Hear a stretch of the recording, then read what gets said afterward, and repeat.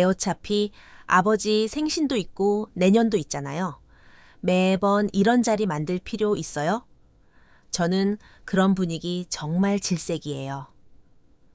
며느리의 말은 단단했고 아들의 대답은 작게 말렸다. 그럼 제가 시부모님 생일까지 챙겨야 하는 건가요? 밥 한 끼도 싫다니까요. 그런 자리 자체가 스트레스예요. 오늘 이야기의 주인공은 만 59세 정명선 씨다. 그리고 그녀의 아들과 며느리에 관한 이야기다. 명선은 뜻밖의 위기 앞에서 지난 삶을 오래 들여다보았다. 남편과 자식이 일상의 빈칸을 어떻게 채웠는지, 또 어떤 자리는 애써 비워두었는지, 위기는 속삭였다. 부모와 자식도 나이 들면 때로는 남보다 멀어질 수 있다. 처음으로 그녀가 정한 건 그저 생일날 밥 한 끼였다. 집밥을 차려달라는 것도 먼 길을 오라는 것도 아니었다. 2시간 남짓이면 충분했다. 그런데도 그 2시간이 그렇게 싫어 온갖 말을 지어내는 아들과 며느리를 보며 오히려 그녀가 진저리가 났다. 시댁 관련된 건 모조리 피하고 싶은 며느리, 아내의 표정만 살피는 아들. 그날 이후로 그녀는 결심했다. 부질없는데 마음 쓰지 않겠다고. 몸이 신호를 보내는데 의미 없는 일에 매달려 떨 필요가 없었다. 짧은 생은 좋은 것만 보고 하고 싶은 것만 하며 살아도 모자라니까. 그래서 그녀는 자식에게 쏟던 정성을 거두고 그 시간으로 스스로를 돌보기로 했다. 그 아침, 명선은 거울 앞에 오래 앉아 흰머리를 살폈다. 마음은 아직 푸르지만 뿌리에서 자라는 은빛이 제때를 말해준다. 또 염색을 해야 할까? 남편 윤기석은 담담했다. 지금도 좋아. 그녀의 머리는 오랫동안 검었지만 지난 2년 사이 흰 가닥이 눈에 띄게 늘었다. 세월은 어김없다는 걸 거울이 먼저 알려준다. 한숨이 나와 화장대에서 일어섰다. 오늘은 그녀의 생일. 남편과 영화를 보고 밥을 먹을 계획이었다. 휴대전화가 울렸다. 엄마, 생일 축하해요. 큰딸의 맑은 목소리. 고맙다. 아빠랑 영화 보고 밥이나 먹으려 한다. 정말 저희는 안 가도 돼요? 우리 생일은 둘이 데이트하는 날인 거 알지? 웃음이 오갔다. 그녀는 처음부터 아이들에게 선물도 참석도 요구하지 않았다. 대신 명절이면 얼굴을 보고 생일이면 마음을 송금했다. 부담 주지 말자는 게 그녀의 오랜 원칙이었다. 영화를 보고 인터넷에서 찾아둔 양식당으로 향했다. 한식만 고집하던 남편이 오늘은 웬일로 파스타가 먹고 싶다 했다. 다음엔 애들이랑 같이 오자. 바쁘지. 맞벌이로 분주한 두 부부. 주말도 겨우 숨 쉬듯 지나칠 게 뻔했다. 그녀는 스스로를 다독였다. 이렇게도 좋은데 뭐가 모자라나. 케이크를 사서 집에 돌아와 촛불을 불며 앞으로도 이렇게 조용히 보내자고 마음먹었다. 그 결심은 이듬달 건강검진에서 흔들렸다. 늘 하던 검사였고 금방 끝날 줄 알았다. 그런데 유방 초음파 앞에서 의사가 모니터를 오래 들여다봤다. 여기 조금 이상한 부분이 보입니다. 그녀는 의사의 손가락이 가리키는 그 이상함을 도무지 이해할 수 없었다. 큰 병인가요? 지금 단정하긴 어렵고 추가 검사가 필요합니다. 하루아침에 혹이라는 단어가 가슴에 돌덩이처럼 들어앉았다. 조직검사와 결과 통보까지 몇 주가 걸렸고 그 사이 그녀와 남편은 내내 불안했다. 남편은 괜찮다는 말을 반복했고 그녀는 문득문득 숨이 막혔다. 결과는 유방암. 다행히 초기라는 말이 뒤따랐다. 완치율이 높습니다. 수술 일정을 잡죠. 그녀는 의사의 설명을 듣는 둥 마는 둥 했다. 암이라는 두 글자가 귀에서 떠나지 않았다. 집으로 오는 길 남편의 말이 강물처럼 옆에서 흘렀다. 초기라더라. 수술하면 낫는다더라. 그래도 밤이면 꿈에서 도망쳤고 땀이 식어 침대가 차가워졌다. 내가 죽으면 이 사람은 어떻게 살까? 아이들은 얼마나 울까? 아직 오지 않은 장례를 먼저 치르는 마음이 스스로도 낯설었다. 그녀는 자식들이 그리웠다. 그러나 말하기가 두려웠다. 암 환자라는 호칭이 진짜가 될까봐. 거실에서 남편에게 중얼거렸다. 아이들 다 크고 나서는 같이 있던 날이 손에 꼽네. 대학, 취업, 결혼, 맞벌이. 명절 외에는 자주 만나지 못했다. 완치돼도 앞으로 30해를 더 산다 치면 자식 얼굴을 몇 번이나 더 볼까. 계산은 잔인했다. 부담 주지 않으려던 배려가 그녀를 더 멀게 만들고 있었다. 남편은 잠시 말이 없다가 고개를 끄덕였다. 그럼 올해부터는 생일만이라도 같이 밥 먹자. 그래. 그녀의 수술은 3주 뒤, 그녀의 생일은 닷새 뒤였다. 그녀는 먼저 아들에게 전화했다. 이번 주말 엄마 생일이니까 밥 한 끼 하자. 아들의 반응은 어정쩡했다. 집에서 차리라는 말 아니고 밖에서 2시간만. 그녀는 분명히 말했다. 아들은 멈칫하다 알겠다고 했고 그녀는 같은 제안을 딸 부부에게도 했다. 딸은 출장이 겹쳐 주말엔 어렵다 했지만 평일 저녁에 따로 시간을 냈다. 그날 그녀는 딸과 사위에게 먼저 털어놓았다. 엄마 유방암이래. 근데 초기야. 딸의 눈이 커졌지만 그녀의 목소리는 단단했다. 수술하면 낫는데. 오히려 딸을 달래며 식사를 마쳤다. 집으로 돌아오며 그녀는 생각했다. 정말 다 괜찮아질 것만 같다. 문제는 아들 쪽에서 터졌다. 약속 하루 전날 밤 아들이 전화를 걸어왔다. 엄마 죄송해요. 회사에 일이 터졌어요. 출근해야 해서. 그리고 은지는 장모님이 갑자기 편찮으셔서 내려가야 해요. 어디가? 아직 잘 모르겠어요. 그녀는 예약을 취소하며 안사돈의 병세를 걱정했다.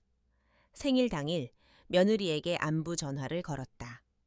많이 나쁘니? 내일 퇴원하세요. 그냥 빈혈이래요. 다행이다. 통화를 끊으려는 그때 선명한 목소리가 이어졌다. 오빠, 왜 어머님 전화 안 받아? 다음에 전화 오면 병원이라고 해.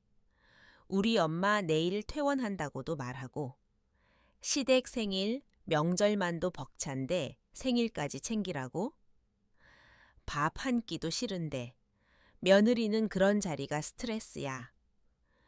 그래도 우리 엄마 아빠가 너 괴롭힌 적 없잖아. 그러니까 지금처럼 거리 두자고. 나는 오빠와 결혼했지 시부모랑 결혼한 게 아니야. 그녀는 그 대목에서 통화를 끊었다. 가슴이 미친 듯 뛰었다. 남편이 물었다. 사돈이 많이 안 좋으셔? 아니, 애들이 거짓말했어. 우리랑 밥 먹기 싫어서. 남편은 잠시 눈을 감았다. 그래도 오늘은 나가자. 생일이잖아. 씁쓸했지만 그녀는 남편의 손을 잡고 현관을 나섰다. 그날 밤 아들이 또 전화를 했다. 다음 주에 볼까요? 그녀는 잠깐 침묵하다 웃음 기색만 얹었다. 그래, 다음 주든 다다음 주든. 끊고 나서 명선은 마음을 바꾸었다. 이젠 내가 하고 싶은 대로 하자. 다음 날 점심시간 그녀가 먼저 며느리에게 전화를 걸었다. 금요일 저녁에 보자. 늦어도 괜찮다. 불편할까봐 우리가 너희 집으로 갈게. 은지는 잠깐 더듬었다. 어머니, 저희 엄마가 좀... 그럼 내가 직접 안부 여쭐게. 그녀가 부드럽게 받자 상대편의 숨이 가늘어졌다. 금요일 그녀와 남편은 케이크를 들고 아들 집에 갔다. 상이 차려져 있었다. 그녀는 일부러 환하게 말했다. 앞으로는 생일마다 여기로 올게. 너희 생일엔 우리 집으로 오고 여름 휴가도 같이 가자. 가까운 데라도. 아들과 며느리의 표정이 동시에 얼었다. 그녀는 모른 척 밥을 먹었다. 속이 허했지만 오래 묵은 말 하나를 꺼낸 기분은 들었다. 돌아오는 길 남편이 조심스레 말했다. 무리하지 말자. 곧 수술이야. 그녀는 창밖을 보며 고개를 끄덕였다. 알아. 그래도 오늘은 내가 나였어. 며칠 뒤 그녀는 다시 아들 부부를 집으로 불렀다. 다음 달 은지 생일에 여행 가자. 힘들면 생일만 함께 보내고 휴가는 여름에. 은지는 웃음을 가장했지만 눈동자가 흔들렸다. 저희도 저희 삶이 있어요. 그때 그녀는 시선을 곧게 세웠다. 밥 한 끼도 너무 싫다고 했지? 명절만 겨우 참겠다 했고. 방 안의 공기가 얇아졌다. 아들이 눈을 크게 떴다. 엄마, 그걸 어떻게... 방법이 중요하니 마음이 중요하지. 그녀는 담담했다. 그래서 나도 내 마음대로 해보려는 거야. 아들이 난감함을 감추지 못했다. 일부러 이러시는 거야? 응, 그런데 이제 그만할 거다. 그녀는 깊게 숨을 들이켰다. 엄마, 유방암이야. 다음 달에 수술한다. 아들과 며느리의 표정이 동시에 멈췄다. 왜 이제야? 암이라고 말해야 겨우 밥을 같이 먹겠니? 그녀는 미소를 억지로 만들지 않았다. 촉이라서 잘 나을 거야. 이상하게도 그 말을 듣자마자 너희 얼굴이 먼저 떠올랐다. 내가 죽기 전까지 자식 얼굴을 몇 번 더 볼까. 그래서 생일만이라도 밥 한 끼 함께 먹고 싶었다. 그게 내 욕심이더라. 침묵이 무겁게 내려앉았다. 그녀가 덧붙였다. 더는 바라지 않을게. 너희는 너희대로 살아. 은지가 먼저 몸을 일으킬 듯하다가 아들의 낮은 목소리에 멈췄다. 지금 왜 가려 해? 두 사람의 호흡이 빨라지려 할 때 남편이 한마디로 가랭이를 꿰맸다. 그만. 그는 차분히 말했다. 수술은 우리가 알아서 한다. 너희는 엄마 마음만 흔들지 마라. 아들이 더듬거리며 말했다.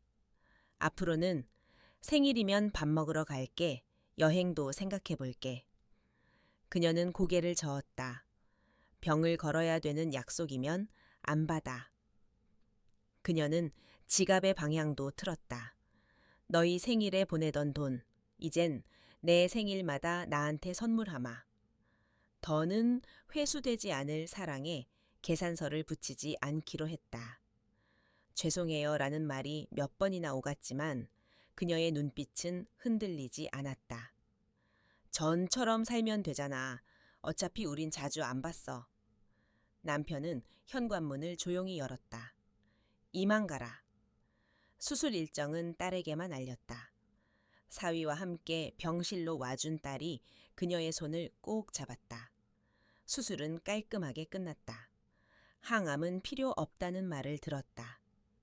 그녀는 병실 창으로 들어오는 오후 햇살을 오래 바라보았다. 지나갔다. 마음이 고요했다. 무엇을 아끼고 무엇을 놔야 무게가 가벼워지는지 선이 또렷해졌다. 그 무엇 안에 아들 부부가 없는 것이 시리긴 했지만 서운함을 키우지 않기로 했다. 좋은 것만 보고 하고 싶은 것만 해도 짧은 생이니까. 다행히 언제나 내 편인 사람이 곁에 있었다. 회복하자 남편과 동네 하천을 따라 천천히 달리기 시작했다. 오래 함께 살고 싶다면 먼저 오래 서 있어야 하니까. 숨은 날로 안정되었다. 흰머리는 여전히 자라났지만 그 은빛이 이제는 예뻐 보였다. 아들이 가끔 안부 문자를 보냈다. 그녀는 짧게 답했다. 괜찮다. 너도 건강해라. 마음을 비우니 오히려 더 가벼웠다. 언젠가 또 아플 수도 있다. 하지만 오늘은 아니다. 오늘 그녀의 집에는 오래된 레코드가 돌아가고 남편은 국수를 말고 창밖의 햇빛은 환하다. 그녀는 속으로 중얼거렸다. 국수 한 그릇마저 벅차냐고 묻던 내가 나에게만큼은 넉넉하자. 그리고 미소 지었다. 남은 생을 누구의 눈치도 보지 않고 자신에게 통 크게 대접하기로. 그 결심이 오래 묵은 서러움을 천천히 씻어주었다.